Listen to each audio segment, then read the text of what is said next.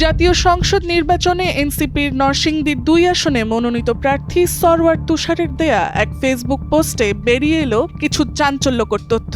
তার দেয়া পোস্টে স্পষ্টভাবে প্রকাশ পায় জামায়াত এনসিপি ২ প্রতীকে নির্বাচন করায় জিতে যায় ধানের শীষ। নরসিংদী ২ আসনে অন্তত ৬টি কেন্দ্রে ১১ দলীয় জোট এর প্রার্থী ভোট সংখ্যা বিএনপি প্রার্থী ডক্টর আব্দুল মঈন খানের চাইতে বেশি হলেও বিজয়ী হয়েছেন তিনি।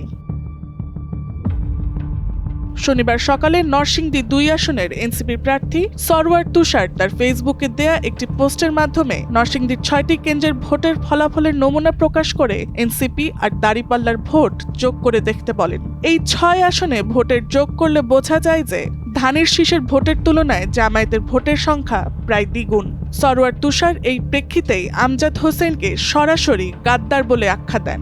তিনি বলেন, আমজাদ হোসেন যদি গাদ্দারি না করত তবে জামায়াত জোট নরসিংদী ২ আসনে অন্তত ১০ থেকে ১৫ হাজার ভোটের ব্যবধানে জয়ী হতে পারত।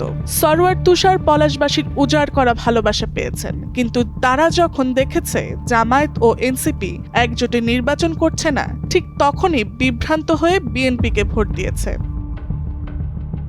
নির্বাচনের মাত্র একদিন আগেই সরওয়ার তুষার নির্বাচনে অংশগ্রহণ করছে না এমন বিভ্রান্তকর তথ্য ছড়ানো হয়েছিল, যার প্রভাবও এই নির্বাচনে পড়েছে। তিনি এই পোস্টের মাধ্যমে আক্ষেপ প্রকাশ করে জানান, এই নির্বাচন শুধু বিএনপি নয়, বরং তাকে লড়তে হয়েছে দাঁড়িপাল্লার বিপক্ষেও। তিনি দাবি করেন, নরসিংদী ২ আসনের ব্যালটে দাঁড়িপাল্লা না থাকলে নির্বাচনের ফলাফল বাংলাদেশকে বিস্মিত ও উদ্বেলিত করত।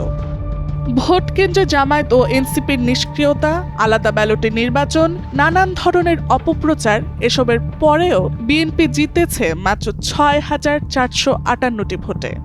Tasnuva Sanjida, Times today.